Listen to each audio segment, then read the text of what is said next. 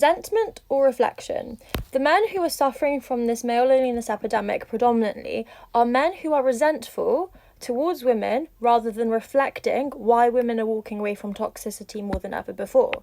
So, women are coming together as a community and realising that they are not alone in being gaslit, manipulated, coerced, controlled, and abused. And we are walking away from that behaviour, realising that we don't need to tolerate this, we are not alone, and this is a massive issue.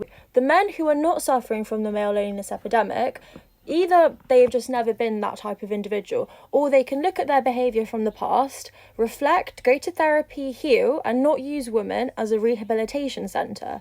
However, I have met so many men who are very resentful towards women because they are not getting the entitled behaviour they have historically received.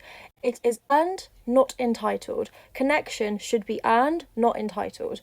And men who are stuck in their toxic masculinity are looking at women thinking, oh, like, we're so emotional. Oh, you're not giving me what I want. Oh, I paid for this. You owe me sex. No, you need to earn connection. And that doesn't happen just from paying for things or being present.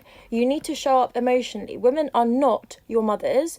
And as an adult, your mother shouldn't be looking after you either. The men who are not suffering from this male loneliness epidemic are being reflective upon their behaviours. If they have unhealed trauma, they are going to therapy, they are doing something about it, they are looking for healthy mechanisms beyond abusing and letting it out on the women in their life.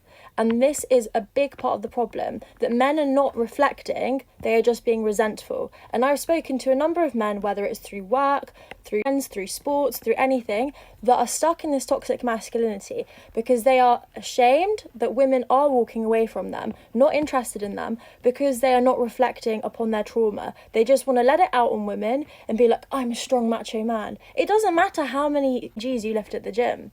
What matters is how reflective and kind you are to humanity. And women are seeing that. Women do not care if you are not emotionally mature. How you look, what's in your bank, it doesn't matter, because the emotional baggage we will have to deal with afterwards is too much. And this is a huge part of the conversation. There is literally a correlation between women walking away from toxicity and men suffering from this loneliness epidemic.